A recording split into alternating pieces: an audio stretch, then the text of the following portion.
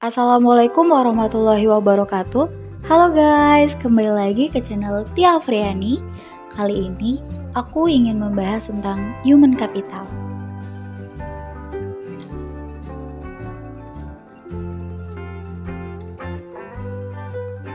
Video ini dibuat sebagai salah satu tugas mata kuliah Manajemen Inovasi dengan NPM 12102055 dengan dosen pengampu Bapak Sandi Nasruddin Wibowo, SE, MM. Jadi, yang pertama yang akan kita bahas itu apa sih modal kapital atau yang biasa kita kenal sebagai human capital.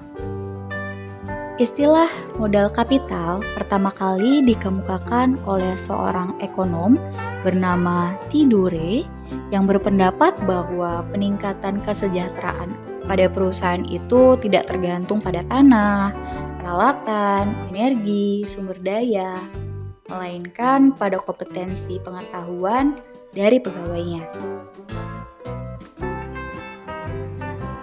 Selain itu, Tidore juga mengemukakan bahwa posisi modal manusia itu sebagai kemampuan sumber daya manusia yang melalui proses investasi yang dimana itu terdiri dari 4 faktor.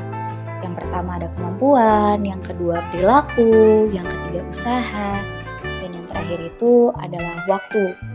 Yang dimana nih menurut Wikipedia, keterampilan atau kemahiran adalah daya tampung seseorang atau individu melakukan beragam tugas dalam suatu pekerjaan. Kemampuan adalah sebuah penilaian terkini atas apa yang dapat dilakukan oleh seseorang tersebut. Untuk poin kedua adalah perilaku. Ini masih sama dari Wikipedia nih. Perilaku adalah serangkaian tindakan yang dibuat oleh individu, organisme, sistem, atau entitas buatan dalam hubungannya dengan diri sendiri atau lingkungannya yang mencakup sistem atau organisme lain di sekitarnya serta lingkungan fisik. Untuk poin ketiga adalah usaha.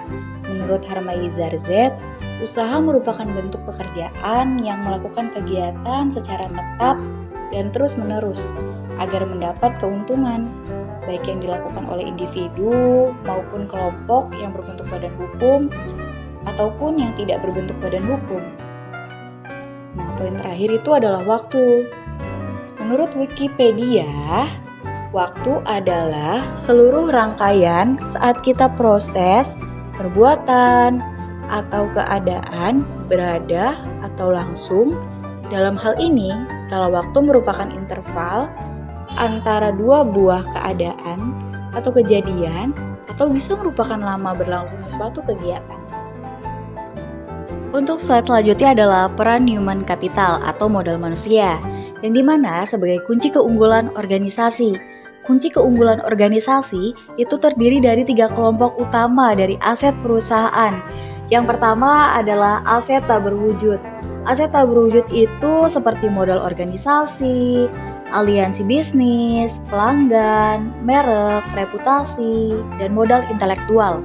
Selanjutnya adalah aset fisik, yang dimana itu terdiri atas peralatan, gedung, dan tanah. Yang terakhir adalah aset finansial, misalnya itu seperti uang tunai dan surat berharga. Aset ini disebut finansial kapital. Jadi teman-teman, sebenarnya peran human capital atau modal manusia itu terdiri dari 2 jenis.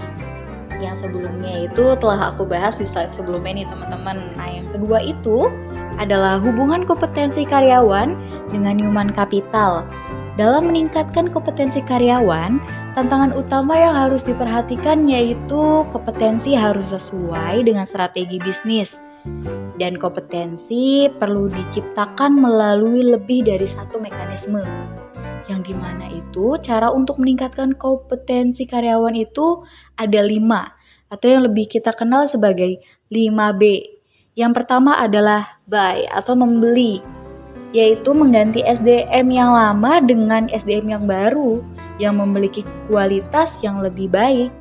Yang kedua adalah build atau investasi dilakukan terhadap SDM untuk meningkatkan kualitasnya menjadi lebih baik. Itu artinya membangun ya teman-teman ya. Terus selanjutnya ada borrow atau meminjam, yaitu penggunaan konsultan atau partner efektif memungkinkan berbagi pengetahuan dan desain kinerja baru. Selanjutnya adalah bunch atau melambung. Perusahaan harus mengeluarkan karyawan yang bekerja di bawah standar guna mendapatkan karyawan yang lebih baik ke depannya. Terakhir adalah bind atau mengikat. Mengikat karyawan jangan keluar merupakan tindakan kritis pada semua tingkatan. Jadi karyawan yang punya kinerja bagus itu sebisa mungkin perusahaan itu harus tetap mengikat agar perusahaan bisa mencapai targetnya teman-teman. Selanjutnya yang akan kita bahas adalah jenis-jenis human capital. Yang pertama adalah general management. Modal manusia ini adalah sumber daya manusia yang dapat dikembangkan di level paling tinggi. Biasanya sumber daya manusia yang memiliki kompetensi di bidang manajemen perusahaan. Selanjutnya adalah strategi. Ini adalah jenis sumber daya yang mengharuskan sumber daya tersebut mempunyai potensi strategi yang dapat dilihat dari pengalaman. Jadi, jika perusahaan yang terjadi hal-hal yang tidak diinginkan, maka pekerja tersebut dapat beradaptasi dan menghandle situasi tersebut. Selanjutnya ada industri. Modal atau sumber daya ini mengharuskan sumber daya tersebut memiliki bekal pengetahuan yang berhubungan dengan suatu dunia industri. Selanjutnya adalah relationship, yang mengharuskan sumber daya manusia tersebut memiliki suatu kompetensi dalam berkomunikasi. Yang terakhir adalah company specific. Nah, jenis ini nih berhubungan dengan kebijakan dan struktur. Selanjutnya yang akan kita bahas adalah transformasi peran divisi SDM. Menurut salah satu ilmuwan yang bernama Ulrich, beliau mengemukakan bahwa transformasi divisi peran SDM yang didasarkan pada dua dimensi utama, yaitu dimensi operasional dan dimensi strategik, yang dimana dari dua dimensi ini muncul 4 peran SDM.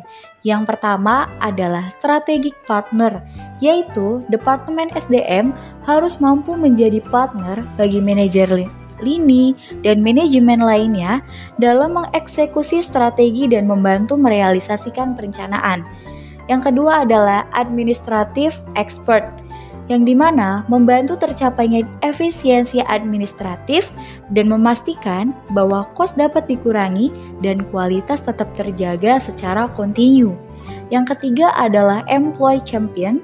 Departemen SDM mampu dapat menunjukkan komitmennya terhadap manajemen dan pada waktu yang sama berusaha meningkatkan kontribusi karyawannya yang lebih besar. Yang terakhir adalah change agent. Nah, Departemen SDM dapat menjadi agen perubahan yang kontinu dan dapat pula membantu proses dan kultur secara bersama dalam meningkatkan kapasitas organisasi untuk lebih baik. Jadi kesimpulannya, modal manusia sangat berpengaruh dalam perkembangan usaha. Semakin bagus modal manusia yang dimiliki, maka semakin cepat pula perusahaan bisa mencapai targetnya. Nah, cukup sekian nih penjabaran dari aku. Semoga ilmunya bisa bermanfaat untuk kalian semua. Wassalamualaikum warahmatullahi wabarakatuh.